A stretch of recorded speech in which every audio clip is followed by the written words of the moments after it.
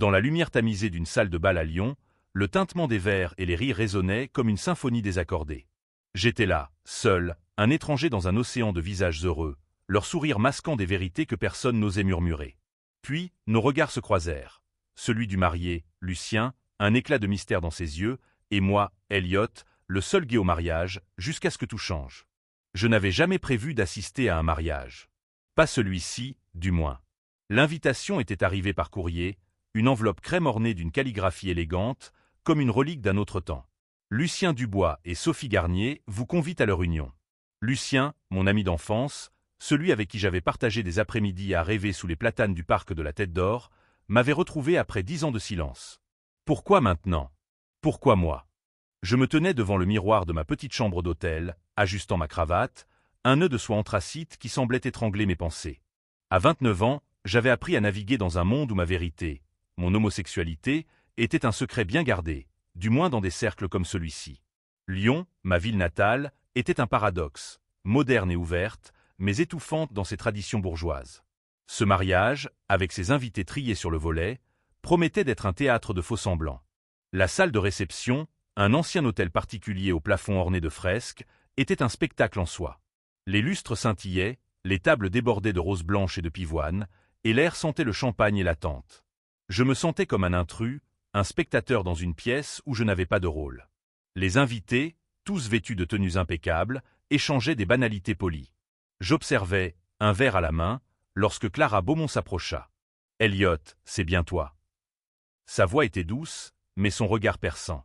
Clara, une amie commune de Lucien et moi à l'université, avait toujours eu cette capacité à lire les gens comme des livres ouverts. Ses cheveux blonds, relevés en un chignon désordonné, encadraient un visage curieux. « Ça fait une éternité. »« Trop longtemps, » répondis-je, un sourire crispé aux lèvres. Nous échangeâmes quelques souvenirs, mais je sentais son regard scruter mes silences. Elle savait. Pas tout, mais assez pour deviner que je n'étais pas à ma place. Puis, je le vis. Lucien, au centre de la pièce, dans un costume bleu marine qui semblait taillé pour lui. À 32 ans, il avait cette assurance naturelle qui attirait tous les regards. Ses cheveux châtains, légèrement en bataille, et son sourire éclatant donnaient l'impression qu'il maîtrisait le monde. Pourtant, quand ses yeux croisèrent les miens, il y eut un instant, une fraction de seconde, où son masque sembla vaciller. Était-ce de la surprise? De la peur? Ou autre chose? Sophie, sa fiancée, était à ses côtés, radieuse dans une robe de mariée en dentelle ivoire. Elle riait, insouciante, ignorant la tempête qui couvait sous la surface. Je détournai les yeux, incapable de soutenir ce regard qui semblait me murmurer un secret. La soirée avançait, et l'alcool déliait les langues. Je m'étais retiré près d'une fenêtre, observant les invités danser sous les lumières tamisées. Clara me rejoignit, un verre de vin rouge à la main. « Tu ne danses pas » demanda-t-elle, un sourire taquin aux lèvres. « Pas vraiment mon truc » répondis-je, fixant les reflets dans mon verre. « Lucien m'a dit que vous étiez proches, avant. » Sa voix était prudente, comme si elle marchait sur un fil. « Il parlait souvent de toi, tu sais. » Je haussai un sourcil. « Vraiment ?» Elle hocha la tête. « Il disait que tu étais différent.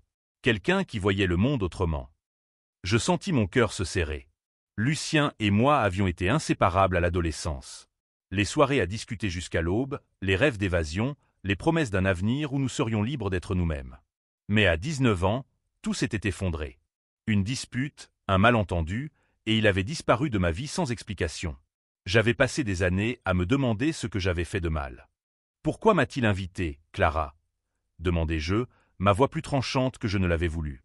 Elle hésita, cherchant ses mots. « Peut-être qu'il veut se racheter. » Avant que je puisse répondre, Lucien s'approcha, son sourire éclatant comme une arme. « Elliot, tu ne vas pas rester dans ton coin toute la soirée, si ?»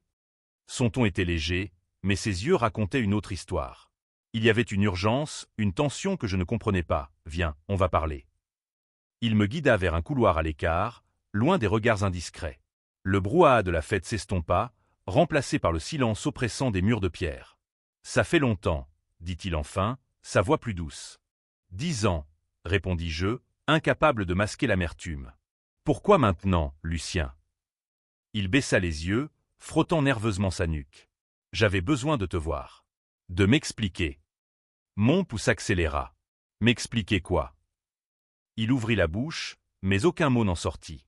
À cet instant, Sophie apparut au bout du couloir, son sourire éclatant. « Lucien, on t'attend pour la première danse. » Il me lança un dernier regard, chargé de non-dits, avant de rejoindre sa fiancée. J'étais seul, encore, avec une question qui brûlait mes lèvres. Quel secret cachait-il? La nuit s'étirait, et la fête prenait des airs de chaos organisé. Les invités dansaient, riaient, trinquaient à l'amour et à l'avenir. Moi, j'étais piégé dans un tourbillon de pensées. Le regard de Lucien, ses mots inachevés, tout cela tournait dans ma tête comme une énigme insoluble. Clara me retrouva près du buffet, où je faisais semblant de m'intéresser au canapé. « Tu as l'air perdu, » dit-elle, son ton plus sérieux cette fois. « C'est juste beaucoup. » Je n'avais pas envie de m'étendre.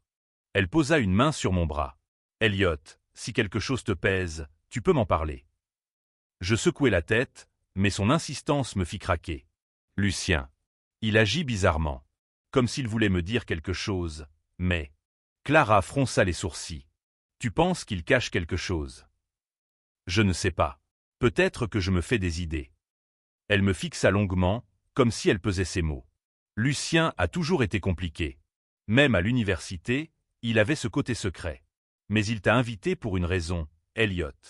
Ce n'est pas un hasard. Ces paroles firent écho à mes propres doutes. Je décidai de chercher des réponses. Profitant d'un moment où Sophie était occupée avec ses amis, je suivis Lucien dehors, dans les jardins de l'hôtel particulier. La nuit était fraîche, les étoiles scintillaient au-dessus des haies taillées. « Lucien !» appelai-je, ma voix résonnant dans l'obscurité. Il se retourna, surpris. « Elliot, qu'est-ce que tu fais là? Il faut qu'on parle. » « Vraiment ?»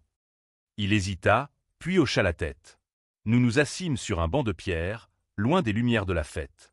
Le silence entre nous était lourd, chargé d'années de distance. Enfin, il parla. « Je n'ai pas été honnête avec toi, Elliot. Ni avec moi-même. » Mon cœur s'arrêta. « Qu'est-ce que tu veux dire? » Il prit une profonde inspiration, ses mains tremblantes. « Il y a 10 ans, quand on s'est disputé, ce n'était pas à cause de toi. C'était à cause de moi. De ce que je ressentais. » Je sentis un frisson me parcourir. « Ressentais quoi? » Il me regarda, ses yeux brillants dans la pénombre. « J'étais amoureux de toi, Elliot. Et j'avais peur. » Ces mots résonnèrent comme un coup de tonnerre. « Amoureux de moi? » Lucien, le garçon qui semblait tout avoir, la popularité, le charisme, la vie parfaite, avait aimé un garçon comme moi? Je restais figé, incapable de répondre. « Pourquoi tu ne m'as rien dit? » murmurai-je enfin, ma voix tremblante. « Parce que j'étais terrifié, » admit-il. Ma famille, mes amis, tout le monde attendait de moi que je sois quelqu'un d'autre. Alors j'ai fui. J'ai coupé les ponts. Je sentais la colère monter, mêlée de douleur. Tu m'as laissé croire que c'était ma faute. Pendant 10 ans, Lucien. Je sais, dit-il, les larmes aux yeux. Et je le regrette chaque jour. Un bruit de pas nous interrompit. Sophie se tenait à quelques mètres, son visage blême. Lucien. Sa voix était un mélange de confusion et de trahison. Qu'est-ce qui se passe? Lucien se leva, paniqué. Sophie, ce n'est pas ce que tu crois. Mais elle l'interrompit, les yeux brillants de larmes. Pas ce que je crois? J'ai tout entendu, Lucien. Je me levai à mon tour, le cœur battant. Sophie, je ne savais pas. Elle me lança un regard blessé. Toi non plus, tu ne m'as rien dit, Elliot. Elle tourna les talons, disparaissant dans la nuit. Lucien s'effondra sur le banc, la tête entre les mains. Qu'est-ce que j'ai fait? Murmura-t-il.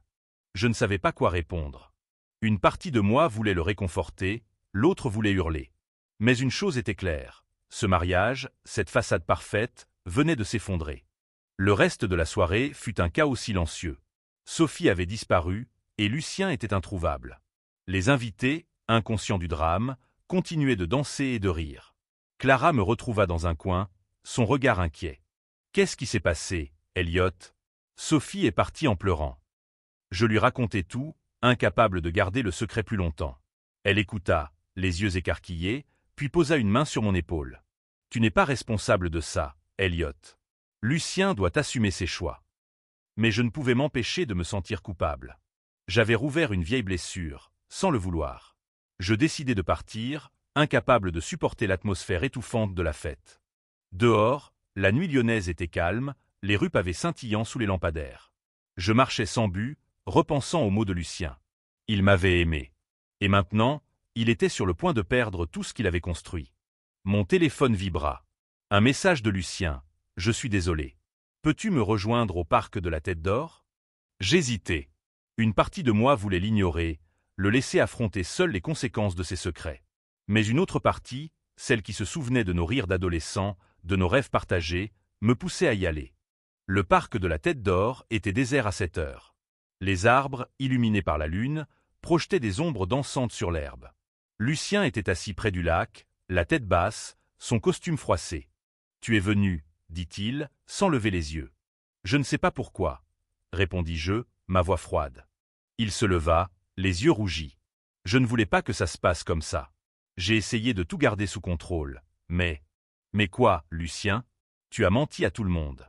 À Sophie, à toi-même, à moi. Il hocha la tête, coupable. Je pensais que ce mariage arrangerait tout, que je pourrais être normal. Ce mot, normal, me transperça. Normal? Tu crois que je ne suis pas normal? Non, s'écria-t-il. Ce n'est pas ce que je veux dire. C'est juste j'ai grandi dans une famille où tout était tracé. Un bon mariage, une carrière, une vie sans vague. Mais toi, Elliot, tu étais ma vague. Ma tempête. Je sentis mes défenses s'effriter. Et maintenant? Il s'approcha, son regard intense. Maintenant, je veux être honnête. Avec toi, avec Sophie, avec moi-même. Les jours qui suivirent furent un tourbillon. Sophie, après une longue discussion avec Lucien, décida d'annuler le mariage. Elle était blessée, mais elle refusait de vivre dans un mensonge. « Je mérite mieux », m'avait-elle dit lors d'une rencontre dans un café. Et lui aussi. Lucien, quant à lui, entama un chemin difficile. Il parla à sa famille, à ses amis, révélant une vérité qu'il avait enfouie pendant des années. Certains le rejetèrent, d'autres l'acceptèrent. Clara fut un roc pour nous deux, offrant son soutien sans jugement. Un soir, Lucien m'invita à dîner dans un petit restaurant au bord de la Saône. Sous les lumières tamisées, il me prit la main. « Je ne te demande pas de me pardonner tout de suite, » dit-il. « Mais je veux essayer. Avec toi. » Je sentis mon cœur s'ouvrir, malgré la peur. « On verra, » murmurai-je, un sourire timide aux lèvres. Des mois plus tard, Lyon semblait différente. Plus lumineuse, plus libre. Lucien et moi apprenions à nous redécouvrir, à construire quelque chose de nouveau sur les ruines du passé. Ce n'était pas parfait. Les blessures mettaient du temps à guérir, mais c'était réel. Un après-midi, alors que nous nous promenions dans le parc de la Tête d'Or, Lucien s'arrêta près du lac. « Tu te souviens de nos rêves ?» demanda-t-il. « On voulait changer le monde. » Je ris. On était jeunes. Peut-être. Mais je crois qu'on peut encore essayer. Il avait raison. Le chemin serait long, semé d'embûches, mais pour la première fois, nous étions libres d'être nous-mêmes. Et dans cette liberté, il y avait une beauté infinie, un espoir qui valait toutes les tempêtes.